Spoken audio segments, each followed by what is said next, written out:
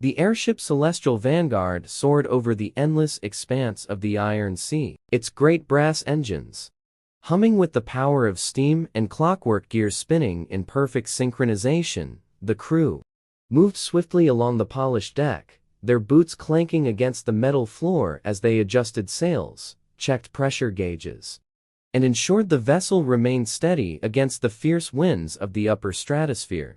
Captain Elias Thorne stood at the helm, his sharp eyes scanning the horizon for any sign of the enemy, his long coat billowed in the wind, his mechanical arm whirring softly as he tightened his grip on the wheel. A man of few words, he was respected and feared among the skyfaring captains of the realm, and his reputation was built on victories hard-earned in the battle-ridden heavens.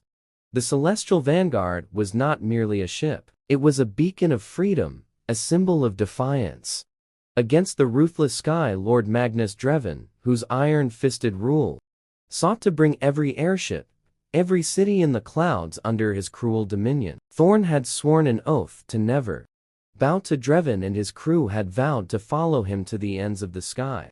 Below deck, Aria Vale, the ship's chief engineer, wiped sweat from her brow as she inspected the massive steam engine that powered the Vanguard.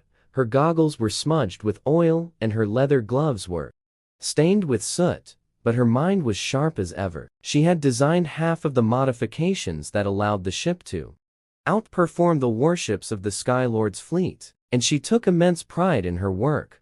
Beside her, a young deckhand named Felix peered nervously at the intricate mechanisms, gears, pistons, and tubes that pulsed with superheated steam. He had joined the crew only a month ago, eager for adventure, but unprepared for the dangers that came with it. Aria gave him a reassuring nod before tightening a valve with practiced ease. Above deck, the lookout let out a sharp cry from his perch high above the main mast. Ships approaching from the east. The crew sprang into action, their movements precise and efficient as they prepared for battle. The Celestial Vanguard was no mere cargo ship. It was a war machine built for aerial combat, and Captain Thorne had every intention of defending his claim over the skies.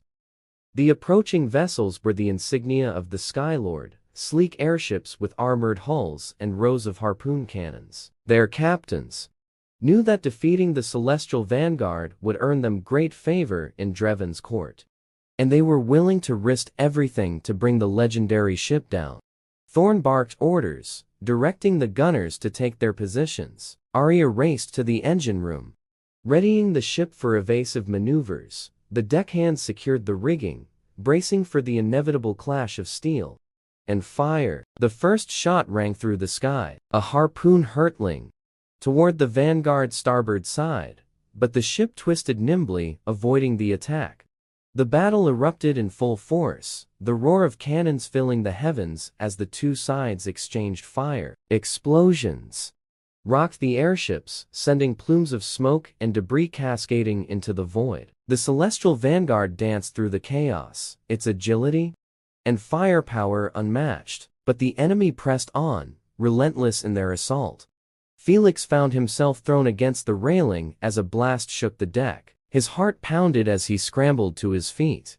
Clutching the nearest rope to keep from tumbling over the edge, Aria's voice rang through the din, telling him to hold steady, to trust the ship. The words gave him strength, and he steeled himself against his fear.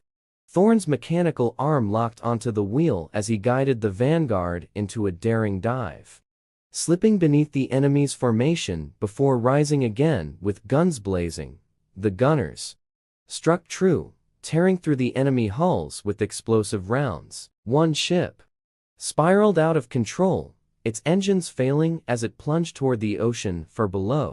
Yet the battle was not yet won. The flagship of the Skylord's fleet loomed in the distance, its size dwarfing the other vessels. Its cannons glowed with an ominous light as it prepared to unleash devastation upon the Celestial Vanguard. Thorne's jaw tightened as he assessed the situation, knowing that this was the true test of their strength. Aria called up from below deck, informing him that the engines could handle one final burst of speed, but it would come at great risk. the choice was clear. Thorn ordered the maneuver, trusting in his crew to see it through. The Vanguard surged forward, engines roaring as it weaved through the enemy lines, aiming straight for the flagship.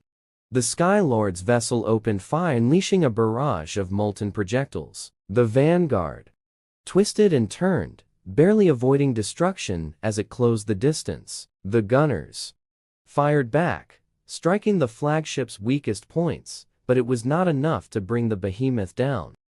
Then Arya's voice came through once more, a plan forming in her brilliant mind. She called for Felix, urging him to follow her. They raced to the cargo bay, where a cache of volatile Ethereum crystals lay secured. If they could launch a concentrated blast at the flagship's engine, they might have a chance to cripple it.